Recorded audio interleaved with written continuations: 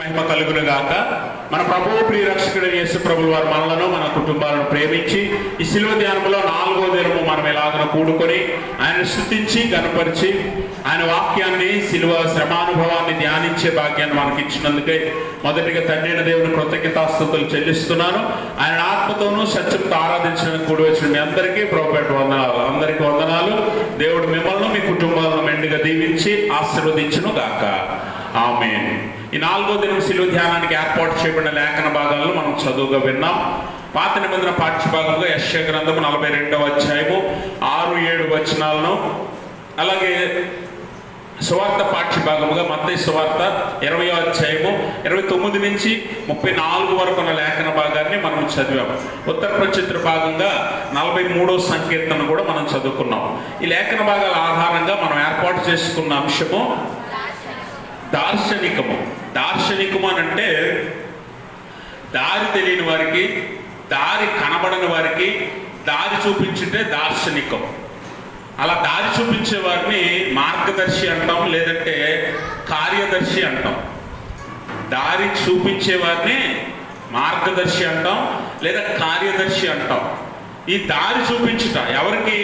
గుడ్డివారికి, దారి తెలవని వారికి, కనబడని వారికి దారి చూపించుటే దార్శనికము అని మనం తెలుసుకోవాలి. అయితే ఈ దార్శనికం అనే అంశాన్ని బట్టి ఈరోజు చదవబడిన సువార్త పాఠ్యభాగంలో ప్రాముఖ్యమైన పాఠాలు యేసు ప్రభువు వారు మనకు నేర్పిస్తూ ఉన్నాడు. చదువుకున్న మత్తయి సువార్త 20వ అధ్యాయము 29 నుంచి 34 వరకు ఉన్న లేఖన భాగంలో మనం చూసినట్లయితే వారు ఎవరు? యేసు ప్రభువు వారు అలాగే శిష్యులు యెరికో నుండి వెళ్ళుచుండగా, అనగా మనం గమనించాలి, యెరికో పట్టణం నుంచి వారు వెళ్ళిపోతున్నారు. అంటే యెరికో నుంచి వారు ఆ పట్టణాన్ని విడిచి వేరొక పట్టణానికి వెళ్ళిపోతూ ఉన్నారు. అలా వెళ్తున్న సందర్భంలో ఆ త్రోవ పక్కన 2 గుడ్డివారు కూర్చొని ఉన్నారు. అయితే ఈ గుడ్డివారికి అలాగే యేసు ప్రభు వారు వారి శిష్యులతో వెళుతున్న వారి మధ్యలో అనేక మంది జనాంగం ఉన్నారు.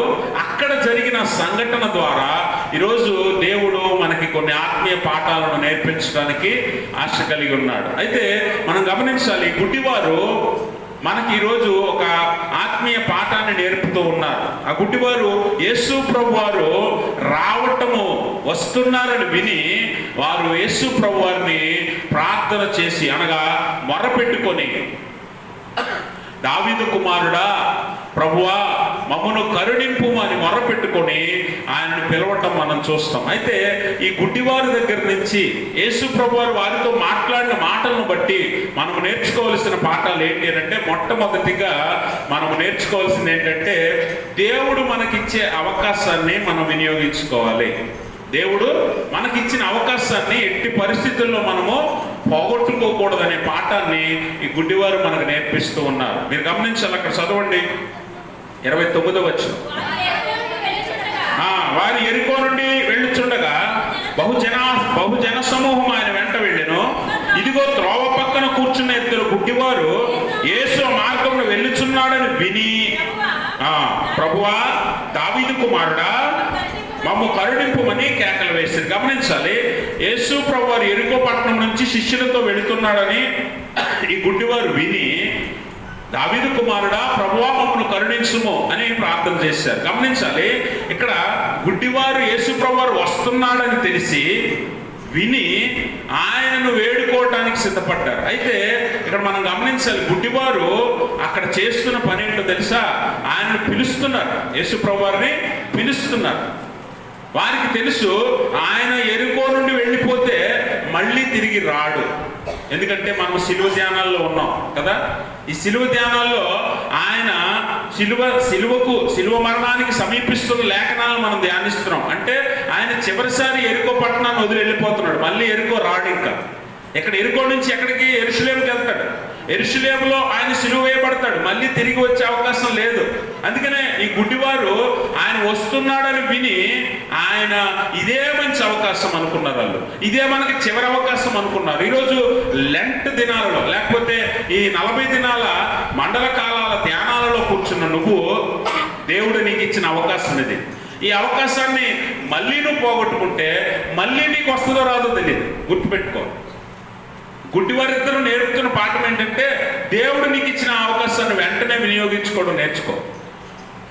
అందుకని వారు ఇదే చివరి అవకాశం.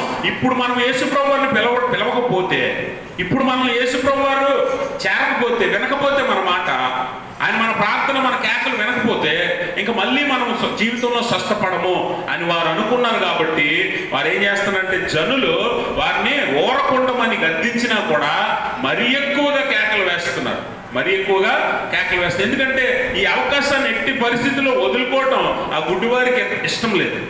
ఆ గుడ్డివారికి ఏమాత్రం కూడా ఇష్టం లేదనే విషయాన్ని మనం గమనించాలి. అయితే మనము ఈ లోకములో మరీ ఎక్కువ గుడ్డితనంతో బ్రతుకుతూ ఉన్నాం. ఎందుకనంటే మనము దేవుని వైపు చూడలేకపోతున్నాం, దేవుడు మనకి సమీపంగా ఉన్నాడని గ్రహించలేకపోతున్నాం. గుడ్డివారైనా కూడా యేసుప్రభువు వస్తున్నాడని విని ఆయన పిలవటానికి సిద్ధపడ్డారు. అంటే ఆయన మనకు సమీపంగా ఉన్నా, ఆయన మన ప్రార్థన వింటున్నా, ఆయన మనకు దగ్గరగా ఉన్నా కూడా మనం ఆయన్ని గుర్తించలేకపోతున్నాం. అంటే ఈ గుడ్డివారి కంటే మరింత గుడ్డితనంలో మనం ఉన్నాం. అందుకనే అపోస్తలుడైన పౌలు కొరింథీ పత్రికలో అంటాడు, 2 కొరింథీ పత్రిక 4వ అధ్యాయం 4వ వచనంలో,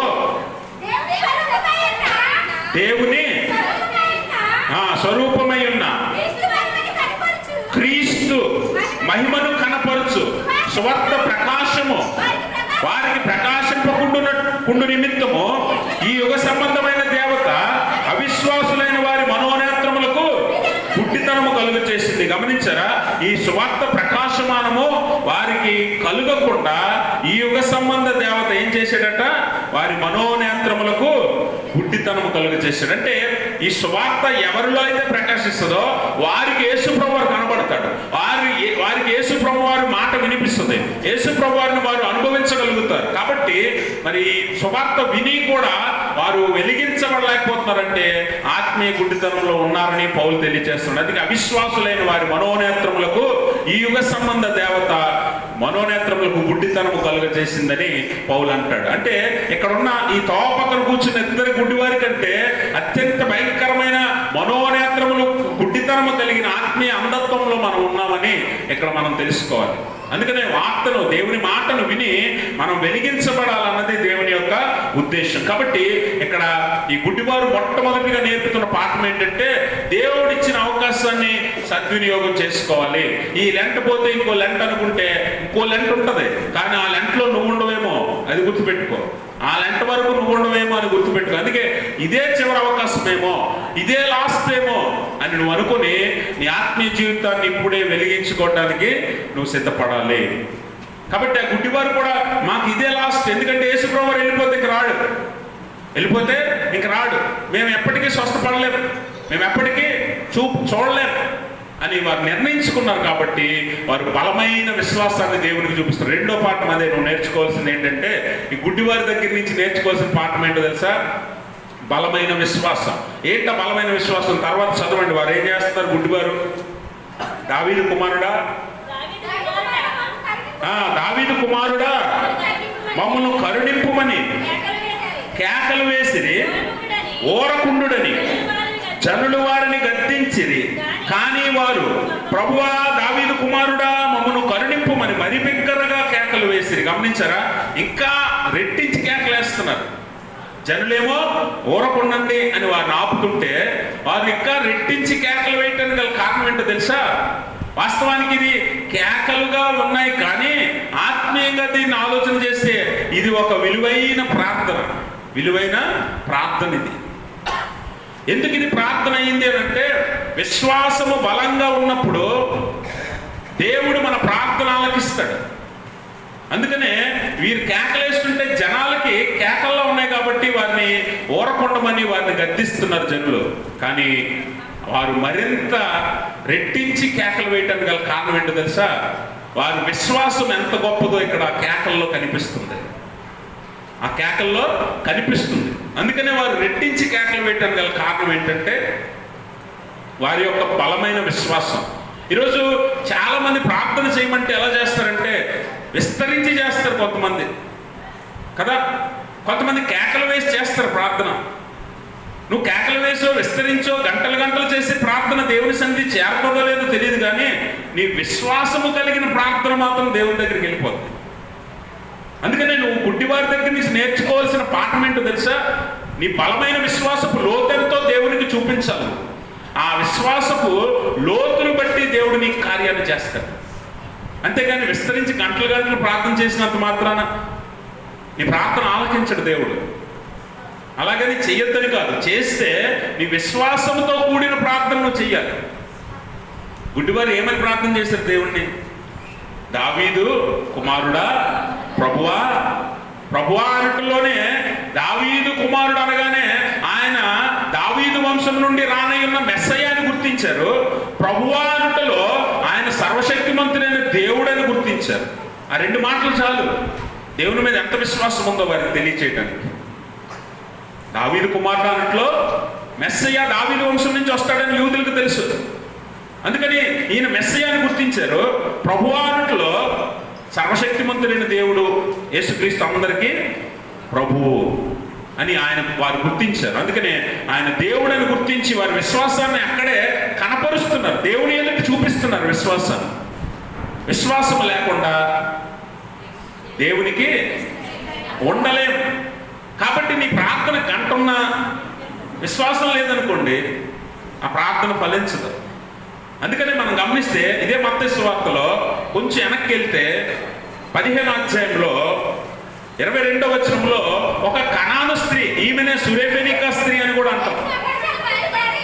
మీరు చదవద్దు, నేను చెప్తాను. 15వ అధ్యాయం 22వ వచనంలో కనాను స్త్రీ, ఈమెనే సురేఫెనికా స్త్రీ అని కూడా అంటాం. ఈమె తన కుమార్తెకు దెయ్యం పట్టిందని యేసుప్రభు వారి దగ్గరికి పరిగెత్తుకుని వచ్చి ప్రార్థన చేసినట్లుగా ఆయనను వేడుకుంటుంది. దావీదు కుమారుడా ప్రభువా, నా కుమార్తె దయ్యము పట్టి బాధపడుతుంది, ఆమెకు స్వస్థతనియ్యి అని ఆమె సురేఫెనికా స్త్రీ యేసుప్రభు వారు వేడుకుంటుంది. ఇక్కడ మీరు గమనించాలి, కొన్నిసార్లు మన ప్రార్థనలకి సమాధానం రాదు. కొన్నిసార్లు మన ప్రార్థనలకు సమాధానం రానప్పుడు మనకేమనిపిస్తుంది అంటే, నా ప్రార్థన దేవుడు వినలేదేమో, నాకు దేవుడు సమాధానం ఇవ్వట్లేదు అని అనుకుంటావు. కానీ దేవుడు ఇక్కడ నీకు ఇచ్చే ఆ సమయము ఏంటో తెలుసా? విశ్వాస పరీక్ష. విశ్వాస పరీక్ష. కొన్నిసార్లు దేవుడు పరీక్షిస్తాడు నీ విశ్వాసం ఎంత లోతో. ప్రార్థన గొప్పగా నువ్వు చేయొచ్చు, విశ్వాసం లేని ప్రార్థన ఎందుకు దేవుడికి అనవసరం. అందుకనే కొన్నిసార్లు పరీక్ష చేస్తాడు, టెస్ట్ ఆఫ్ ఫెయిత్. సురేఫెనికా స్త్రీని పరీక్ష చేస్తున్నాడు. అసలు ఏంటి, ఆమె అన్నిరాలు అయినా కూడా దేవుడి మీద విశ్వాసంతో దేవుని దగ్గరికి వచ్చి, దేవా ప్రభువా, నా కుమార్తె దయ్యం పట్టి బాధపడుతుంది, ఆమెకు స్వస్థతిని అని అడిగినప్పుడు యేసుప్రభు అంటున్నాడు, నేను ఆమె శిష్యులు వచ్చి యేసుప్రభుతో అంటారు, ఈమె ఎప్పటి నుంచో కేకలేస్తుంది ఈమెను ఎక్కడి నుంచి పంపించేయండి అని అంటున్నారు యేసుప్రభుతో. అప్పుడు యేసుప్రభు అంటాడు, నేను ఇశ్రాయేలీయులు నశించిన జనాంగం దగ్గరికే పంపబడితిని కానీ మరి ఎవరి దగ్గరికి పంపబడలేదు అని చెప్పినప్పుడు ఆమె అంటుంది, ఆమె విశ్వాసం ఎంత గొప్పదో చూడండి. ఆమె ఏమంటుందంటే, అయినను ఆమె వచ్చి ఆయనకు మొక్కి ప్రభువా నాకు సహాయం చేయమని అడిగారు. పిల్లల నుండి తీసుకొని కుక్క పిల్లలకు వేయుట. చాలండి, పిల్లల నుండి తీసుకొని కుక్క పిల్లలకు వేయుట ఉత్తమ కాదన్నప్పుడు ఆమె ఏమంటుందో తెలుసా? ఆమె ఎంత విశ్వాసరాలంటే, ఆమె విశ్వాసం ఎంత గొప్పదంటే, ఆమె తనని తాను తగ్గించుకొని కుక్కతో పోల్చుకుంది. కుక్కతో పోల్చుకుని అంటుంది, ఆమె నిజమే ప్రభువా, కుక్క పిల్లలు కూడా యజమానుని బల్ల మీద నుండి పడు రొట్టె ముక్కల కొరకు. గమనించారా? అంటే నువ్వు దేవుడివే ప్రభువా, నువ్వు నిజమైన దేవుడివే, నువ్వు ఇశ్రాయేలీయుల కొరకే వచ్చి ఉండొచ్చు, కానీ మాలాంటి వారి వైపు కూడా నువ్వు కన్నెత్తి చూడు ప్రభువా, మా సమస్య ఏంటో మా ఇబ్బంది ఏంటో కూడా విను ప్రభువా అని ఆమె లోతైన ఒక వర్తమానాన్ని యేసు ప్రభు వారికి తెలియజేసింది. అందుకని కుక్క పిల్లలు కూడా బల్ల మీద నుంచి పడు, యజమానుని బల్ల మీద నుంచి పడు రొట్టె ముక్కల కొరకు ఎదురు చూస్తాయి కదా. నేను అలాంటి దాన్ని అనుకో, కానీ నా విశ్వాసం చూడు, నా అవసరత చూడు, నా అక్కర చూడు, నా బాధ చూడు అని యేసుప్రభు వారి ఎదుట ప్రార్థించిన విధం చూడాలి. అప్పుడు యేసుప్రభు వారు ఆమెతో అంటాడు, అమ్మా నీ విశ్వాసము ఎలాంటిది? విశ్వాసము గొప్పదట ఆమెది. ఆ గొప్ప విశ్వాసంతో ఆమె దేవునికి మొరపెట్టిన కారణాన యేసుప్రభువు అంటున్నాడు, నీ విశ్వాసము గొప్పది కాబట్టి నువ్వు కోరుకున్నట్లే నీకు జరుగుతుంది. అంటే నీ కూతురు స్వస్థపడుతుంది. ఈరోజు నీ అవసరత ఏదైనా సరే, నీ బాధ ఏదైనా సరే, దేవుని ఎదుట ప్రార్థన చేయటం గొప్ప కాదు, విశ్వాసంతో ప్రార్థన చేయటం గొప్ప. ఈ గుడ్డివారు కూడా త్రోపక్కన కూర్చొని దేవుని మీద ఉన్న విశ్వాసాన్ని కనపరుస్తూ ప్రార్థన చేస్తున్నారు. దావీదు కుమారుడా, ప్రభువా మమ్మును కనికరింపుము, కరుణింపుము అని వారు ప్రార్థిస్తూ ఉన్నారు. ఈరోజు నీ విశ్వాస జీవితంలో విశ్వాస ప్రార్థన చేస్తున్నావా లేదా నామకార్థ ప్రార్థన చేస్తున్నావా? నామకార్థ ప్రార్థన చేస్తే ఎలా ఉంటుందంటే మాటలు మాత్రమే వినిపిస్తాయి, మనసు దేవుని మీద ఉండదు. మనసు దేవుని మీద ఉండదు. ఏదో నామకార్థంగా చేస్తాం ప్రార్థన. నామకార్థంగా చేసే ప్రార్థనలో మాటలు ఉంటాయి కానీ మనసు ఉండదు. కానీ విశ్వాస ప్రార్థనలో మనసంతా దేవుని మీద పెట్టి మనం ఏ స్థాయో, మన స్థాయి ఏంటో ఆయన స్థాయి ఏంటో మనం ప్రార్థనలోనే చూపిస్తాం. అందుకనే సురఫెనిక స్త్రీ ఏమంటుంది, నువ్వు దేవుడు ప్రభు, అందుకని మొక్కుతుంది. దేవుడు గొప్పవాడని చెప్తూనే ఈమెంత అల్పురాలు, కుక్క కంటే అల్పురాలు అని చెప్పి కుక్క వల్లే ఆమెను పోల్చుకుంటుంది. అంటే నీ స్థాయి తగ్గించుకొని దేవుని స్థాయిని హెచ్చిస్తుంది. ఇది విశ్వాస ప్రార్థన. అలాగే మనం మత్తయి సువార్త 8వ అధ్యాయంలో మనం చూస్తే ఒక శతాధిపతి తన దాసుడు జబ్బుపడి ఉన్నాడని యేసు ప్రభువు దగ్గరికి వెళ్తున్నాడు. ఈయన కూడా అన్యుడే, గమనించాలి, ఈయన కూడా అన్యుడే. శతాధిపతి యేసు ప్రభువు దగ్గరికి వెళ్ళి, ప్రభువా నా దాసుడు జబ్బుపడి ఉన్నాడు, నువ్వు నా దాసుని స్వస్థపరుచున్నప్పుడు యేసు ప్రభువు అడుగుతున్నాడు, నేను నీతో కూడా వచ్చి నీ దాసుని స్వస్థపరుచున్నానంటే ఆయన అంటాడు, నువ్వు నాతో వచ్చినప్పుడు నేను ఎంత మాత్రం అర్హుడిని కాదు. అంత తగ్గించుకుంటున్నాడు. చూడండి, సెంచురియన్ అంటే ఒక శతాధిపతి, 100 మీద అధిపతి, ఆయన కింద దాసులు ఉంటారు, సకల సౌకర్యాలు ఉంటాయి, అన్ని సదుపాయాలు ఉన్నప్పుడు, ఒక ఉన్నతమైన స్థితిలో ఒక ఆఫీసర్ రేంజ్లో ఉన్నప్పుడు మనము వాస్తవంగా మనం అసలు మనల్ని తగ్గించుకోం. అవునా? మనం అసలు తగ్గించుకో. ఒక సామెత ఉంటుంది, అంటే ఇందులో మళ్ళీ ఈలా అని చెప్పకూడదు, కానీ 2 రోజులు భోజనం సమృద్ధిగా ఉంటేట ఇల్లెక్కి రాజును కూడా ఎవడను అంటాడంట ఒకడు. ఆడెవడన్నది మీరే కనిపెట్టాడు. అర్థమైందా? 2 రోజులు సమృద్ధిగా ఇంట్లో భోజనం ఉంటే నేను ఏ పని చేయక్కర్లేదు, ఎవరి కింద తల ఉంచక్కర్లేదు అని చెప్పి ఇల్లెక్కి రాజును కూడా నువ్వు ఎవడని అడుగుతాడట. అలాంటి అహంకారం లేకపోతే అతిశయం కలిగిన మనుషులు ఉన్నారు ఈ రోజుల్లో.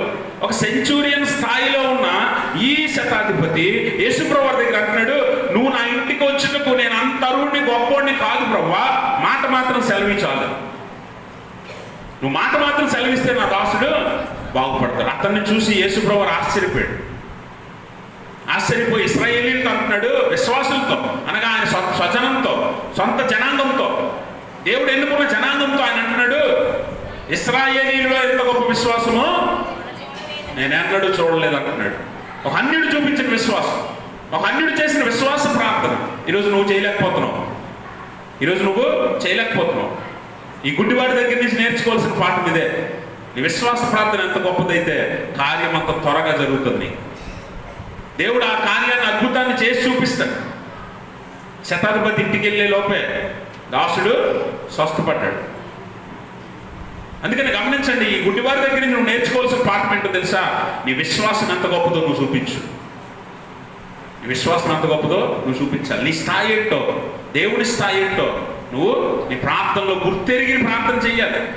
కొంతమంది ప్రార్థన చేస్తారు, ఏం ప్రార్థన చేస్తారో తెలియదు. కొంతమంది ఏదేదో నోటికి వచ్చింది ప్రార్థన చేస్తూ ఉంటారు.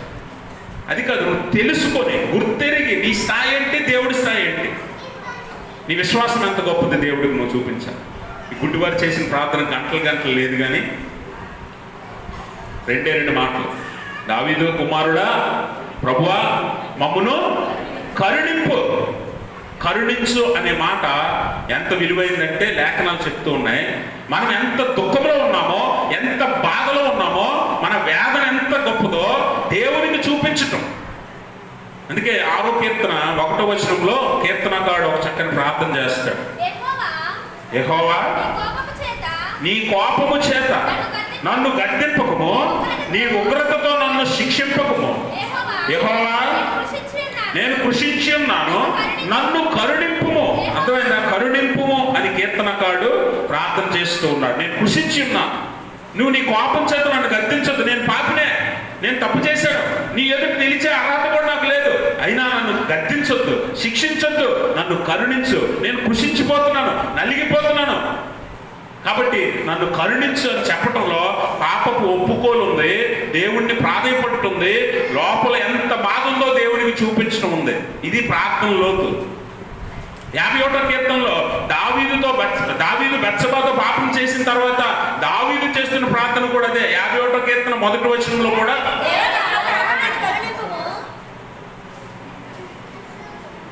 51వ కీర్తన మొదటి వచనం, దేవా నీ కృప చెప్పున నన్ను కరుణింపుము, నీ వాత్సల్య బాహుళ్యము చెప్పున నా అతిక్రమములను తుడిచేవేమో, నా అతిక్రమములు తుడిచే, నీ కృప చెప్పున నన్ను కరుణించు ప్రభువా. ఎందుకంటే మానవుడి మీద దేవుని ఉగ్రత ఒకవేళ వస్తే మానవుడు తట్టుకోలేడు, మానవుడు నిలవలేడు. మానవులందరూ పాపులే అయినప్పటికీ దేవుని వాక్యం అంటుంది, దేవుడు నీ కొరకు ఎదురు చూస్తూ ఉన్నాడు, 2 చేతులు చాచి ఎదురు చూస్తున్నాడు. ఒకవేళ నీ పాపాలను ఒప్పుకుంటే ఆయన కరుణిస్తాడు, క్షమిస్తాడు, ప్రేమిస్తాడు, మరలా నిన్ను కడతాడు.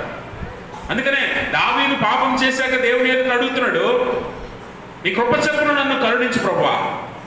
నీ వాత్సల్య అంటే ప్రేమ యొక్క బాహుళ్యం చెప్పున, నీ విశాలమైన ప్రేమ చెప్పున, శాశ్వతమైన ప్రేమ చెప్పున నా పాపములన్నింటినీ తుడిచివేయి ప్రభువా. ఆ లోతు గమనించాలి, విశ్వాస ప్రార్థన యొక్క లోతు ఎంతో. అందుకే గుడ్డివారు కూడా అదే అంటున్నారు, కరుణించు ప్రభువా, మమ్మను కరుణించుము. కాబట్టి మనము దేవునికి ప్రార్థన చేసేటప్పుడు మన విశ్వాసం యొక్క లోతెంతో దేవునికి మనం చూపించగలగాలి. దాన్ని బట్టి దేవుడు మన విశ్వాసాన్ని గ్రహించి మనకు కార్యాన్ని చేస్తాడు, మన ప్రార్థన ఆలకిస్తాడు. అందుకే దేవుని వాక్యం అంటుంది, ఆయన మన ప్రార్థన ఆలకింపకుండునట్లు ఆయన చెవులు మందము కాలేదని, రక్షింపనేరకుండునట్లు ఆయన హస్తము పొరచ కాలేదని. ఆయన చాలా సమీపంగా ఉన్నాడు. నిజముగా యెహోవాకు మొరపెట్టు వారికి ఆయన సమీపంగా ఉన్నాడు. ఈరోజు నీకు దగ్గరగానే ఉన్నాడు, కానీ నువ్వు అంత గొప్ప విశ్వాస ప్రార్థన చేయలేకపోతున్నావు, నువ్వు అంత విశ్వాసాన్ని చూపించలేకపోతున్నావు. అందుకే నీ ప్రార్థన ఆలకించట్లేదు దేవుడేమో, నీకు సమీపంగా ఉన్నాడు. ఇప్పుడు ఆ చివరున్న వారి దగ్గరికి ఈ బైబిల్ ఇవ్వాలి అని అంటే ఇక్కడి నుంచి ఇలా ఇస్తే అంతదా? ఇవ్వాలి అంటే అందుతుందా ఇక్కడి నుంచి? మరి ఇవ్వాలంటే ఏం చేయాలి? నేను దగ్గరికి వెళ్ళాలి, దగ్గరికి వెళ్ళాలి, చేతికి అందే దగ్గరికి నేను వెళ్ళాలి. ఇప్పుడు దేవుడట ఆయన హస్తము కొరచకాలేదట, నిన్ను రక్షించనేరకుండాన్నట్లు ఆయన హస్తం కొరచకాలేదు, విననేరకుండాన్నట్లు ఆయన చెవులు మందం కాలేదు. అంటే నీకు ఎంత సమీపంగా ఉన్నాడో చూడండి, ఎంత దగ్గరగా ఉన్నాడో చూడండి, నీకు అందుబాటులో ఉన్నాడు, నీ చేతికి అందే అంత అందుబాటులో ఆయన ఉన్నాడు. అందుకే ఇంగ్లీష్లో యేసుప్రభు అంటాడు, దేవుని రాజ్యం సమీపించుతున్నదంటే the kingdom of God is at hand అంటాడు. ఎట్ హ్యాండ్ అంటే చేతికి అందే దగ్గర, అంత దగ్గరగా ఉన్నాడు దేవుడు అని. కాబట్టి నీ ప్రార్థన ఆలకించాలంటే నీ విశ్వాసం ఎంత గొప్పదై ఉండాలో, నీ స్థాయి నువ్వు కనుక్కొని నీవు దేవునికి ఎలా మొర్ర పెట్టాలో ఈ గుడ్డివారు మనకు నేర్పిస్తూ ఉన్నారు. ఆత్మీయ జీవితంలో ఈ 40 దినాల ధ్యానాలలో నువ్వు ఎదగాలి అనుకుంటే నీ స్థాయిని నెమ్మదిగా నువ్వు మార్చుకో. ఈరోజు ధ్యానిస్తున్న లేఖనాల్లో అనేక ఆత్మీయ పాఠాలు దేవుడు నీకు నేర్పిస్తూ ఉన్నాడు. ఈ ప్రార్థన స్థితి మార్చు, విశ్వాసంతో చెయ్యి, యథార్థతతో చెయ్యి, నీ పాపాలను ఒప్పుకొని చెయ్యి, నీ స్థాయి ఏంటో తెలుసుకొని చెయ్యి. దేవుడు ఖచ్చితంగా నీ ప్రార్థన ఆలకిస్తాడు. అలాగే మనం గమనిస్తే యేసు ప్రభువారు ఎంత కరుణమయుడంటే, ఎంత కరుణ కృప దయ కలిగిన దేవుడు అంటే, అక్కడ తర్వాత చదవండి మత్తయి సువార్త 20:32. యేసు నిలిచి వారిని పిలిచి, నేను మీకు ఏమి చేయగోరుచున్నానని అడుగగా వారు, ప్రభువా మా కన్నులు తెరవవలెనన్నది.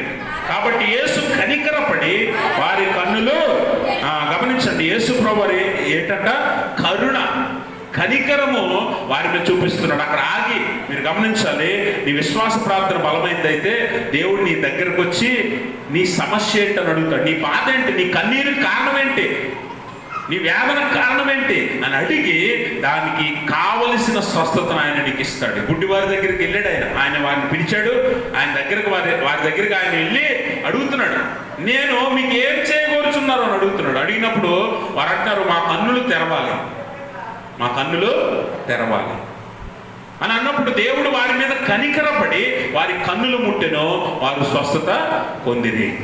గమనించండి, దేవుడు ఎంత కరుణమయుడంటే మనము ఎంత పాపులమైనా సరే మన మీద ఆయన కరుణ చూపి మరలా మనల్ని బాగు చేయడానికి ఇష్టపడుతూ ఉన్నాడు. ఈ కార్యంలో ఆయన తిరిగి వారి దగ్గరికి వెళ్ళి వారిని ముట్టుకొని స్వస్థపరచట్లో ఆయన దైవత్వము మానవత్వము రెండు సంపూర్ణంగా కనిపిస్తున్నాయి. మానవత్వం ఏంటంటే వారి మీద కనికర పడ్డాడు, జాలి పడ్డాడు. వారిని ముట్టి స్వస్థపరచట్లో ఆయన దైవత్వం కనిపిస్తుంది. అంటే డివినిటీ విత్ హ్యుమానిటీ రెండు కలగలిపిన సంపూర్ణ స్వరూపం యేసు ప్రభువారు. మానవత్వము దైవత్వము రెండు 100% ఆయనలో ఉన్నాయి. అందుకని వారి మీద కనికర పడ్డాడు. అక్కడ హ్యుమానిటీ కనిపిస్తుంది, మానవత్వం కనిపిస్తుంది. రోడ్డు మీద అడుక్కునే వాడిని చూసినప్పుడు, లేకపోతే కాళ్ళు చేతులు లేని వాడిని చూసినప్పుడు, కష్టంలో ఉన్నప్పుడు, శ్రమలో ఉన్నవాడిని చూసినప్పుడు, ఆకలి ఉన్నవాడిని చూసినప్పుడు నీకు కలగలిసిందదే, నీకు ఉండవలసిందదే. చాలాసార్లు మనం తృణీకరించుకుంటూ వెళ్ళిపోతుంటాం. రోడ్డు పక్కన ఉన్నారు వాళ్ళు ఎవరు? గుడ్డివారు. మనం నడుస్తూ వెళ్ళినప్పుడు చాలామంది కనిపిస్తుంటారు మనకు, అన్ని పట్టించుకోం మనం. కానీ యేసు ప్రభువు ఆగాడు, వారిని పిలిచాడు, వారి సమస్య ఏంటి అడిగాడు, వారి అవసరత తీర్చాడు. ఇది హ్యుమానిటీ.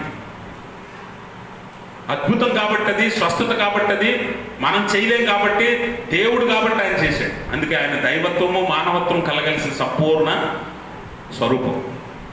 కాబట్టి కరుణ, యేసు ప్రభువు ఈరోజు నిన్ను కూడా కరుణించేవాడై ఉన్నాడు. నీ మీద కూడా కనికరము జాలి చూపించేవాడు ఉన్నాడు.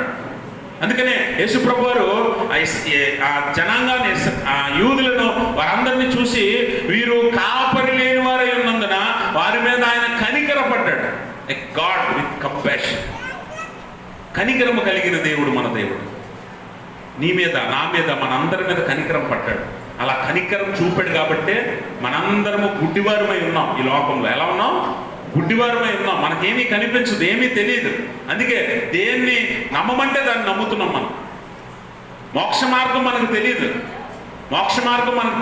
ఎలా వెళ్ళాలో తెలియదు. ఆ తెలియని క్రమంలో దేన్ని ఎవడు ఏది చూపిస్తుంది నమ్మి దాన్ని మొక్కటం, దాన్ని ఆరాధించడం చేసాం మనం. ఇంతకాలం ఏం చేసాం? దాన్ని మొక్కటము, దాన్ని ఆరాధించడం చేసాం. కానీ దేవుడు ఎందుకు వచ్చాడట? మన మనోనేత్రాలకు గుడ్డితనం కలిగి ఉండగా మనకి ఆ గుడ్డితనాన్ని తీసి వెలుగు కలుగునట్లు ఆయన ఈ లోకానికి వచ్చాడు. మనం ఎంతకాలం గుడ్డితనంలో, తెలియనితనంలో మనం ఏం చేసాం? ఏదేదో చేసాం.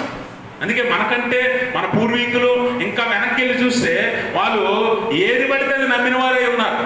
అవునా? ఏది పడితే అది విశ్వసించిన వారే ఉన్నారు. ఎందుకంటే వారికి తెలియదు, జ్ఞానం లేదు, అజ్ఞానంలో ఉన్నారు. అందుకే కదా సువార్త ప్రకాశం వారికి ప్రకాశింపకుండాన్నట్లు అవిశ్వాసులైన వారి మనోనేత్రములకు ఈ యుగ సంబంధ దేవత గుడ్డితనము కలుగజేసిందని చెప్తున్నాడు పౌలు. కాబట్టి ఇప్పుడు నీకు వెలుగు కలిగినట్లు, నీకు చూపు వచ్చినట్లు దేవుడు ఏం చేశాడంటే మన మీద కనికర పడ్డాడు. నడిపించేవాడు లేడు, ఆవిడ మానవాళ్ళని నడిపించేవాడు లేడు. అందరూ గుడ్డితనంలో ఉన్నారు. అందుకే దేవుని వాక్యం అంటది, ఒక గుడ్డివాడు ఇంకో గుడ్డివాడికి త్రోవ చూపిన ఎడల ఇద్దరు కూడా ఎక్కడ పడతారట? గుంటలో పడతారు. ఇప్పుడు మానవాళి ఎవడో కూడా మార్గదర్శిగా లేడు, నడిపించేవాడు ఎవడు లేడు. అందుకే యేసు ప్రభు వారు మన మీద కనికరపడి పరలోకాన్ని విడిచి ఈ లోకానికి మార్గదర్శిగా వచ్చాడు. కనికరపడి ఆ కనికరము మనందరి మీద చూపించేవాడై ఉన్నాడు. కాబట్టి ఆయనే మనకు మార్గదర్శి అయి ఉన్నాడు, ఆయనే మనకు వెలుగై ఉన్నాడు అనే విషయాన్ని గమనించాలి. అందుకే యెషయా గ్రంథం చదువుకున్న 42వ అధ్యాయము 6-7 వచనాల్లో గుడ్డివారి కన్నులు తెరుచుటకును, బంధింపబడిన వారిని చెరసాలలో నుండి వెలుపలకు తెచ్చుటకును, చీకటిలో నివసించే వారిని బందీ గృహంలో నుండి వెలుపలకు తెచ్చుటకును యెహోవానగు నేనే నీటి విషయంలో నిన్ను పిలిచి నీ చేయి పట్టుకున్నాను. గమనించండి, ఆయన గుడ్డివాడికి ఇప్పుడు మీరు కళ్ళకు గంతలు కట్టేస్తాం. ఆరాధన అయిపోయాక అందరికీ కళ్ళకు గంతలు కట్టేస్తాం. ఇక్కడి నుంచి ఇంటికి వెళ్ళిపోమంటే వెళ్ళిపోతారా? ఏమండి? ఇక్కడి నుంచి ఇంటికి వెళ్ళిపోమంటే వెళ్ళగలరా? అంటే కళ్ళకు చూపు లేనప్పుడు మనం ఎక్కడెక్కడో తిరుగుతాం కానీ గమ్యం చేరలేం. అందుకని ఆయన ఏమంటాడంటే, గుడ్డివారి కన్నులకు చూపు వచ్చినట్లు, బందీ గృహంలో చెరసాల్లో చిక్కుకున్న వారిని విడిపించినట్లు ఆయన నీతిగా ఈ లోకానికి వచ్చి మన చేయి పట్టుకుని నడిపిస్తున్నాడు. దేవునికి స్తోత్రం. ఆయన అందుకే వచ్చాడు, మన మీద కనికరపడి లోకానికి వచ్చాడు. అందుకే లోకసువార్త 4:18 యేసు ప్రభువు సమాజ మందిరంలోకి వెళ్ళి ఆయన వాడుక ప్రకారం వాడుక చొప్పున సమాజ మందిరంలో లేఖనం చదవటానికి ఆయన గ్రంథం విప్పగా ఇప్పుడు చదివిన యెషయా గ్రంథం వచ్చింది. యెషయా గ్రంథంలో ఏదుందో అది ఆయన నెరవేరుస్తూ ఉన్నాడు. అందుకని ప్రభు ఆత్మ నా మీద ఉన్నది, పేదలకు సువార్త ప్రకటించినప్పుడు ఆయన నన్ను అభిషేకించెను, చెరలో ఉన్న వారికి విడుదల, గుడ్డి వారికి చూపు. గమనించారా? ఆయన ఎందుకు వచ్చాడట? చెరలో అంటే ఎందులో ఉన్నాం మనం పాపపు చెరలో ఉన్నాం. మనం ఏ గుడితనంలో ఉన్నాం? ఆత్మీయ గుడితనంలో ఉన్నాం. దేవుడు ఎవరో తెలియదు మనకి, ఎవరిని ఆరాధించాలో ఎవరిని పూజించాలో తెలియదు. అందుకే కొంతమందికి మనుషుల దేవుళ్ళు, కొంతమందికి సృష్టి దేవుడు, కొంతమందికి వస్తువుల దేవుళ్ళు, కొంతమందికి ధనమే దేవుడు, కొంతమందికి నచ్చింది దేవుడు. ఈ గుడితనంలో ఉన్న నిన్ను దేవుడు చూపు ఇచ్చి వెలుగులోనికి నడిపించడానికి వచ్చాడు, వెలుగులోనికి నడిపించడానికి వచ్చాడు. అందుకే చేయి పట్టుకొని నడిపిస్తున్నాడట ఆయన మనల్ని. ఇప్పటి వరకు నీకు ఎవరో తెలియదు, దేవుడు ఎవరో తెలియదు, మార్గం ఏంటో తెలియదు, సత్యం ఏంటో తెలియదు. ఆయన వచ్చి నిన్నేం చేస్తున్నాడు? చేయి పట్టుకొని సరైన మార్గంలో. గుడ్డివాడు తావ వెతుక్కుంటాడు కదా, చాలాసార్లు మనం చూస్తాం రోడ్లు దాటేటప్పుడు గుడ్డివాడిని ఎవరైనా చూపు ఉన్నవాడు చేయి పట్టుకొని నడిపించి అవతల తిప్పుతాడు, ఎక్కడికి వెళ్ళాలో అక్కడికి తీసుకెళ్తాడు. యేసు ప్రభువు మన జీవితంలో చేస్తున్న పని అదే. అందుకే ఆయన ఈ లోకానికి వచ్చాడు. మనందరం గుడ్డితనం కలిగి ఉన్నప్పుడు మనల్ని నడిపించి మార్గం చేర్చడానికి, గమ్యం చేర్చడానికి ఆయన వచ్చున్నాడు. కాబట్టి గమనించండి ప్రభువునందు ప్రియమైన స్నేహితులారా, ఆయన మన మీద ఎంత కనికరం చూపాడో, ఎంత దయ చూపాడో, ఎంత జాలి చూపాడో ఇక్కడ గుడ్డివారి మీద కూడా అదే చూపించాడు. అందుకే వారిని ముట్టి వెంటనే వారిని స్వస్థపరిచాడు. అయితే అన్నిటికంటే చివరి పాఠం, మనం నేర్చుకోవాల్సిన పాఠం ఏంటో తెలుసా? గుడ్డివారి దగ్గర నుంచి మనం నేర్చుకోవాల్సిన పాఠం చివరిది ఏంటంటే చివరి మాట చదవండి. కాబట్టి యేసు కనికరపడి వారి కన్నులు ముట్టెను, వెంటనే వారు దృష్టి పొంది. ఇది మనం నేర్చుకోవాల్సిన పాఠం. వెంటనే వారు దృష్టి పొంది ఆయన ఫాలోయింగ్ జీసస్ అంటే యేసు ప్రభువుని వెంబడించడం ఇక్కడ మనం నేర్చుకోవాల్సిన పాఠం. చాలాసార్లు ఈ 40 దినాలు నిష్టగా, భక్తిగా, విశ్వాసంతో వచ్చే వాళ్ళు చాలా మంది ఉండొచ్చు. వాళ్ళందరికీ నేర్పుతున్న పాఠం దేవుడు. 40 దినాలు అయిపోయిన తర్వాత ఇంటికి వెళ్ళిపోవటం కాదు. నువ్వు అనుకున్న కార్యం ఏదో జరిగిన తర్వాత సంతోషించి దేవుడు గొప్పోడని ఒక 100-50 కానుకేసి ఇంటికి వెళ్ళిపోవడం కాదు. You have to follow Jesus. వెంబడించాలి. గుడ్డివారు నేర్పుతున్న పాఠం అదే. అందుకనే మనం గమనించాలి, మనము దేవుడు మనకు కన్నులకు ప్రకాశము కలుగు చేసి సువార్తను అందించి మనకి ఈ లోకంలో సత్యమేంటో అసత్యమేంటో చెడేదో మంచేదో తెలియజేసినప్పుడు మనము అది తెలుసుకొని దేవుణ్ణి వెంబడించే వారంగా ఉండాలి. అయినా మనం వెంబడించక తిరిగి మరలా మన పాత జీవితానికి తిరిగే వారంగా ఉంటే మనల్ని దేవుడు ఏమంటాడు తెలుసా? గుడ్డివారు, దూరదృష్టి లేనివారు అని పేతురు పత్రికలో మనం ఒక చక్కని మాట దేవుడు తెలియజేస్తున్నాడు. 2వ పేతురు పత్రిక 1వ అధ్యాయము 5వ వచనం చదవండి.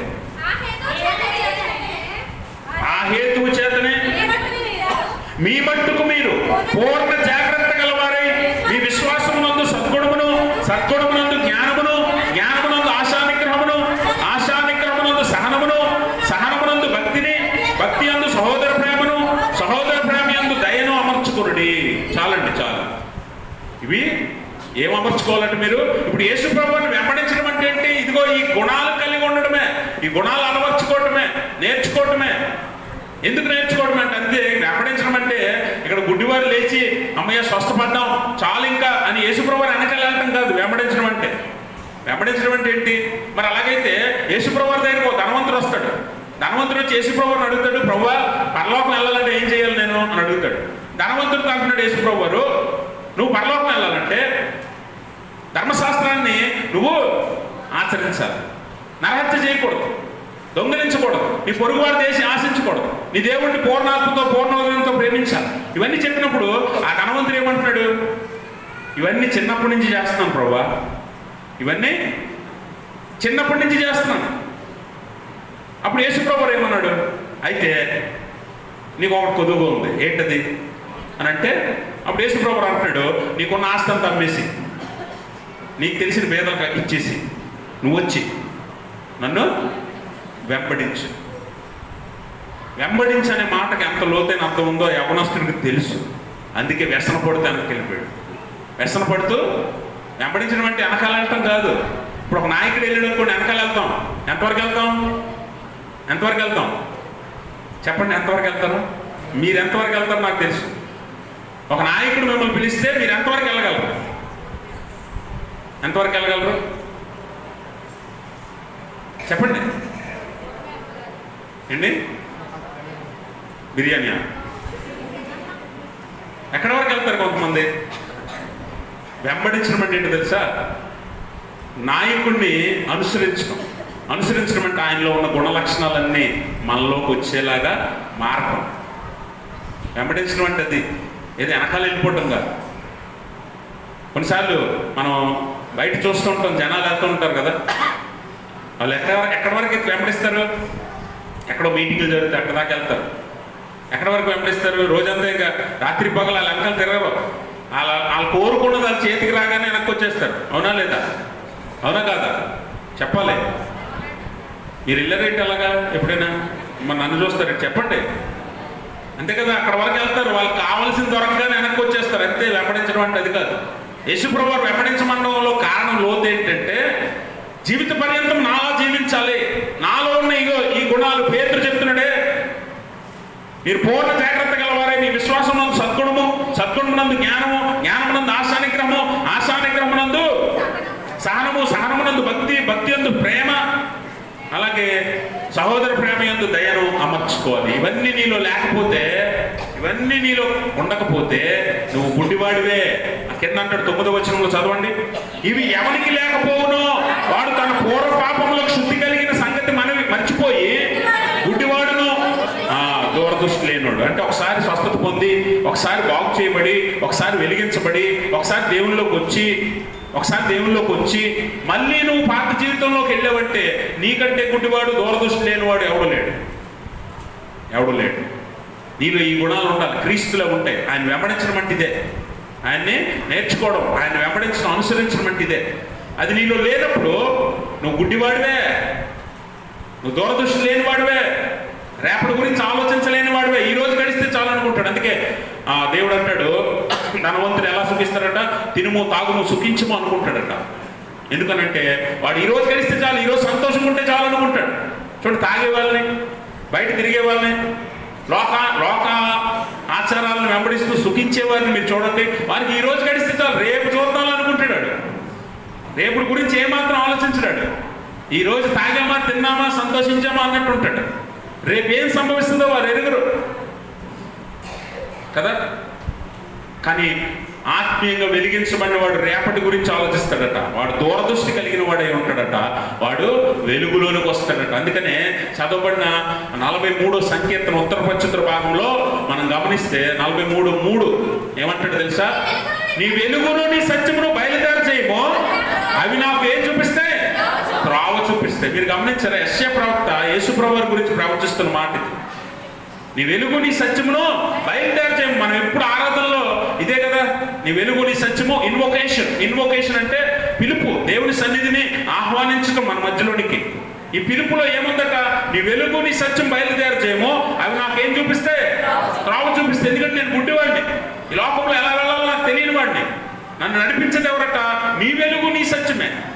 నీ వెలుగు నీ సత్యమే. ఇప్పుడు వెలుగు ఎవరు? యేసుప్రభువు అంటాడు, నేను లోకమునకు వెలుగై ఉన్నాను. సత్యం ఎవరు? నేనే సత్యము. అంటే ఇప్పుడు ఎవరు సత్యము, వెలుగు ఎవరు? యేసుప్రభువే. బయలుదేర చేయము అన్నాడు యెషయా ప్రవక్త. ఆయన ప్రవచించిన తర్వాత 800 సంవత్సరాల తర్వాత యేసుప్రభువు భూమి మీదకి వచ్చాడు. వెలుగుగా, సత్యముగా, జీవముగా, మార్గముగా ఆయన వచ్చాడు. ఇప్పుడు నీ చేయి పట్టుకుని ఆయన నడిపిస్తున్నాడు. అది వదిలేసుకుని నువ్వు మళ్ళీ లోకంలోకి వెళ్ళావా, నీకంటే గుడ్డివాడు, నీకంటే దూరదృష్టి లేనివాడు ఎవడున్నాడు? ఆయనే మనకు సత్యము, వెలుగు, మార్గం. ఆయన మన చేయి పట్టుకుని నడిపించడానికి ఈ లోకానికి వచ్చాడు. కాబట్టి ఆయన్ని వెంబడించగోరితే ఎలా వెంబడించాలట? అందుకే యేసుప్రభువు అంటాడు, ఎవడైనను నన్ను వెంబడింపగోరిని ఎడల తను తాను తగ్గించుకుని తన సిలువను ఎత్తుకొని నన్ను వెంబడించాలి. అది వెంబడించడం అంటే నీకు ఉన్నవన్నీ పక్కన పెట్టేసి, గుడ్డివారిద్దరూ కూడా వారికి ఉన్న స్థితిగతి మర్చిపోయారు. మేము దేవుణ్ణి వెంబడించాలని ఒక బలమైన నిర్ణయం తీసుకొని ఆయన వెంట వెళ్ళిపోతున్నారు, శారీరకంగాను ఆత్మీయంగాను. మనం శారీరకంగా వెళ్ళడం గురించి ఆలోచిస్తాం, కానీ ఆత్మీయంగా ఆయన వెంబడించడం మనం నేర్చుకోలేకపోతున్నాం. గుడ్డివారి దగ్గర నుంచి నేర్చుకోవాల్సింది అదే. యవనస్తుడు అందుకే వ్యసన పడి వెనక్కి వెళ్ళిపోయాడు. ఎందుకంటే వెంబడించడం అంటే ఎంత కష్టమో యవనస్తుడికి తెలుసు. ఈ గుడ్డివారికి అది తెలిసినా కూడా ఆయన వెంబడించడానికి ఒక బలమైన నిర్ణయం తీసుకున్నారు. ఈరోజు నువ్వు నేర్చుకోవాల్సిన పాఠం అదే. దేవుడిచ్చే అవకాశాన్ని పోగొట్టుకోకు. మరలా దేవుడు అవకాశం ఇస్తాడు అనుకోకు. ఈ రోజే చివరి రోజు అవ్వచ్చు, ఇదే రక్షణ దినం, ఇదే సరైన సమయం. కాబట్టి ఒక తీర్మానం చేసుకో. ఇంకెంతకాలం పాపం జీవితంలో బతుకుతో, ఇంకెంతకాలం పాత అలవాట్లలో బతుకుతో, ఇంకెంతకాలము లోకానుసారమైన జీవితాన్ని జీవిస్తావు. ఒకరోజు దేవుడు నీకు చివరి అవకాశం ఇదే అనగానే మారటానికి అవకాశం ఉండదు. ఇంకా మళ్ళీ అవకాశం దొరకదు. ఇంకా దేవుని తీర్పులోనే నిలబడాలి. కాబట్టి ఆ స్పృహ కలిగి ఆలోచనతో ఆధ్యాత్మికంగా ఈ 40 దినాలు ఎదగటానికి దేవుడు ఇచ్చిన అవకాశాన్ని సద్వినియోగం చేసుకో. గుడ్డివారి వల్లే దేవుని అవకాశాన్ని సద్వినియోగం చేసుకుంటూ విశ్వాసంలో ఎదగటానికి లోతైన విశ్వాసాన్ని దేవుడికి చూపిస్తూ బలమైన ప్రార్థన చేయి. చిన్న ప్రార్థన అయినా సరే దేవుడు వింటాడు. నీ కార్యాన్ని చూపిస్తాడు. ఒకవేళ నీ పాపం చేస్తే దేవుని ఎదుట మొరపెట్టు, నీ పాపాలు అంగీకరించు, నీ స్థాయి ఏంటో తెలుసుకో. ఆయన నీ మీద కరుణ చూపిస్తాడు, కనికరం చూపిస్తాడు, నీ పక్షంగా కార్యం చేస్తాడు. ఆయన వెంబడించడం మాత్రం ఎన్నడూ విడిచిపెట్టుకో. ఆయన చెయ్యి ఎప్పుడూ వదిలిపెట్టుకో. చివరిదాకా ఆయన్ను వెంబడించు. ఖచ్చితంగా గమ్యం చేర్చే దేవుడు. అందుకే పౌలు అంటాడు, విశ్వాసంలో కర్త, దాన్ని కొనసాగించు, యేసు వైపు చూచుచు నా ముందు ఉంచబడిన పందెపు రంగంలో ఓపికతో నేను పరిగెడుతున్నాను, చివరిదాకా ఆయన్ని వదిలిపెట్టను నేను అని పౌలు సాక్ష్యం ఇస్తున్నాడు. ఎందుకంటే సులువుగా చిక్కులు పెట్టి పాపం ఉంది మన ముందు. పక్కకు తిరిగావా చిక్కుల్లో పడతావు, పక్కకు తిరిగావా పాపంలో పడతావు, పక్కకు తిరిగావా జారిపోతావు, పక్కకు తిరిగావా దూరంగా వెళ్ళిపోతావు. మళ్ళీ తిరిగి రావటం కష్టం. అందుకే దేవుడు నీకు ఇచ్చిన ఈ అవకాశాన్ని సద్వినియోగం చేసుకుని దేవుని ఎదుట నమ్మకమైన మంచి విశ్వాసిగా, దేవుడు మెచ్చిన విశ్వాసిగా నువ్వు ఉండాలని దేవుడు అట్టి స్థితి తన పరిశుద్ధాత్మ ద్వారా మనందరికీ దయచేయును గాక. ఆమేన్. సమస్త జ్ఞానం ఇచ్చిన దేవుని సమాధానం యేసుక్రీస్తు వల్ల మీ హృదయంలో మీ తలంపులకు కావలి ఉండును గాక. ఆమేన్.